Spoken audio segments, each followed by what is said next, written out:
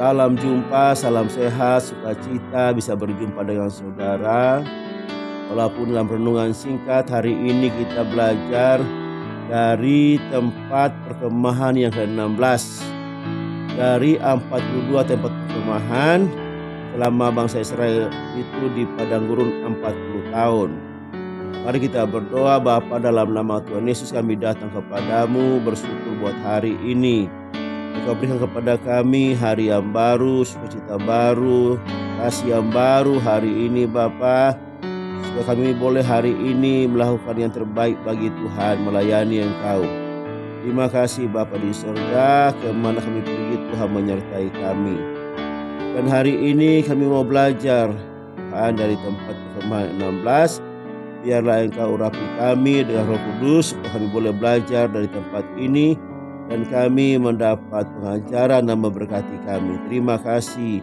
Dalam nama Tuhan Yesus kami berdoa. Haleluya. Amin. Saudara, mari kita membuka Bilangan 33 ayat 20. Mereka berangkat dari Rimon Peros lalu berkemah di Libna. Libna adalah tempat perkemahan 16. Kemudian ini juga merupakan tempat perkemahan yang kedua setelah mereka memberontak kepada Allah pada waktu mereka ada di Ritma. Nah, arti dari Libna ya adalah putih sekali atau cahaya yang berwarna transparan. Berasal dari kata laban yang artinya putih atau menyucikan. Nah, inilah arti kata Libna. Kemungkinan yaitu arti kata ini merujuk pada warna tanah di tempat itu atau merujuk pada jenis pohon yang tumbuh di daerah tersebut. Libna. Di Libna ini tidak diketahui apa yang terjadi, ya tidak ada informasi yang detail mengenai tempat ini, apa yang terjadi, yang diperbuat bangsa Israel di tempat ini. Tetapi sesuai dengan nama arti dari Libna ini, saudara, maka kita dapat mengambil kesimpulan bahwa di tempat ini bangsa Israel mereka sadar, mereka bertobat, lalu Tuhan menyucikan mereka kembali. Jadi Tuhan menyucikan mereka dari segala dosa pemberontakan mereka. Karena sebelumnya mereka telah memberontak kepada Tuhan dan sangat keras apa yang mereka keluhkan, apa yang mereka komplain, apa yang mereka mengeluh kepada Tuhan pada waktu mereka ada di Ritma, yaitu tempat perkemahan yang ke-14 dari bangsa Israel, saudara. Nah, pasti apa yang terjadi di sini coba kita membuka juga dari Mazmur 51 ayat 7. Bersihkanlah aku daripada dosaku dengan hisop, maka aku menjadi tahir. Basuhlah aku, maka aku menjadi lebih putih dari salju.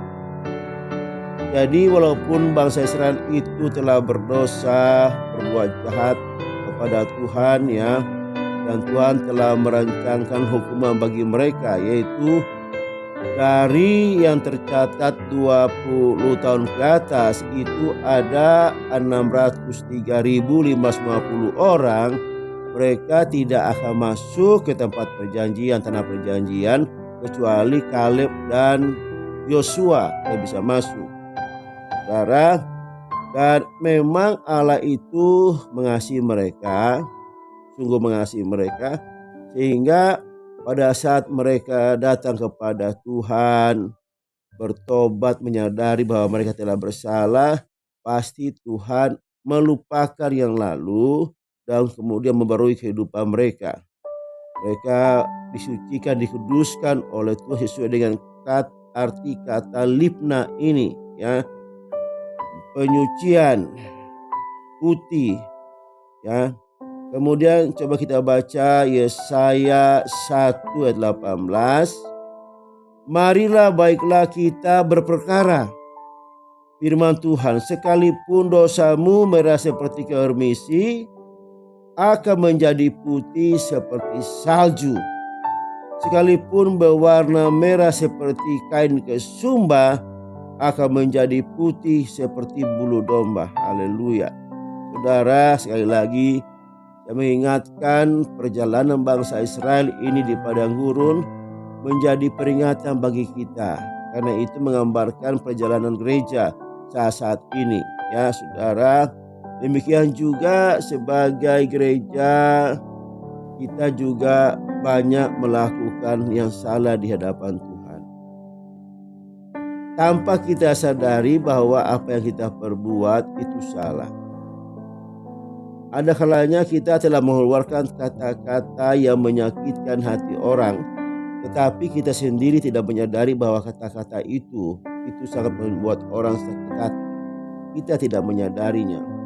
Atau ada kalanya kita memang sengaja mengatakan sesuatu yang kasar, yang menghina kepada orang lain. Nah, jadi keadaan kita ini dalam perjalanan hidup kita selama ada di muka bumi ini yang Tuhan izinkan untuk kita hidup, maka memang kita tidak luput dari segala dosa dan salah kita lakukan. Kita melanggar firman Tuhan. Saudara, mari kita membuka 1 Yohanes 1 ayat 7 sampai 9.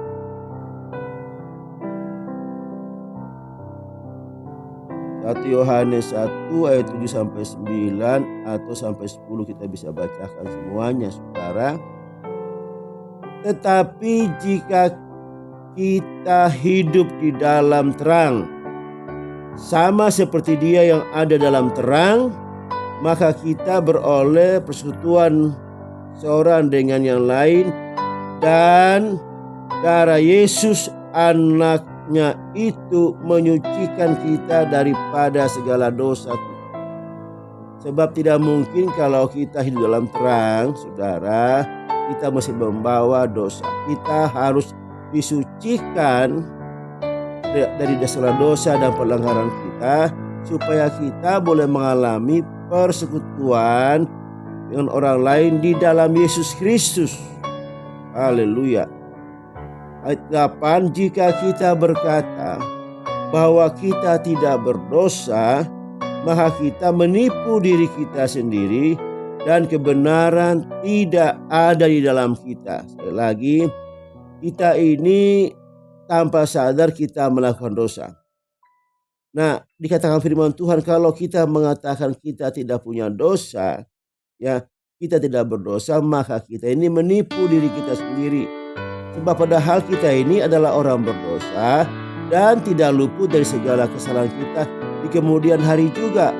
Apakah hari ini, besok dan sebagainya.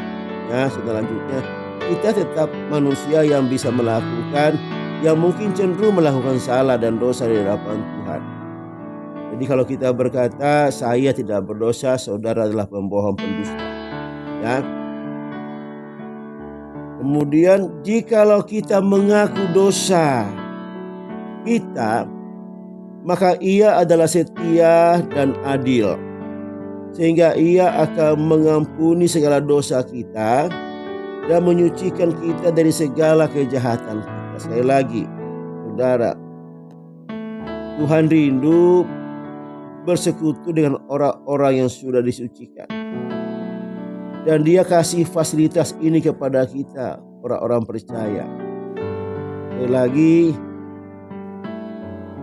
kalau kita bersekutu dengan orang percaya di dalam Yesus Kristus, maka di dalamnya kita harus bersih dari segala dosa dan pelanggaran kita. Dan untuk itu Tuhan memberikan kesempatan kepada kita untuk mengaku segala dosa dan pelanggaran kita. Jika kita mengaku dosa kita, maka Ia adalah setia dan adil, sehingga Ia akan mengampuni segala dosa kita dan menyucikan kita dari segala kejahatan kita.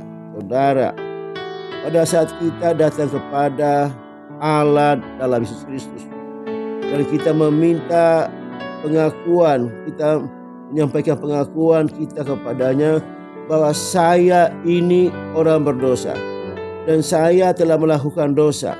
Kita datang kepadanya dengan tulus, kita mengaku dosa kepadanya, maka dikatakan dia pasti mengampuni dosa saya dan saudara, karena dia setia dan adil. Saudara, dia setia dan adil.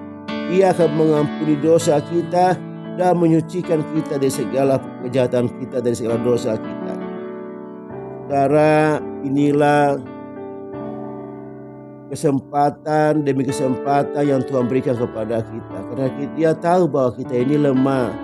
Dia tahu bahwa kita ini pasti tidak bisa menahan diri kita untuk hidup sesuci-sucinya, tapi kita pasti melakukan kejahatan. Kita rindu supaya hidup kita ini melakukan yang terbaik. Kita rindu setiap hari supaya kita tidak berdosa di hadapan Tuhan. Tetapi manakala kita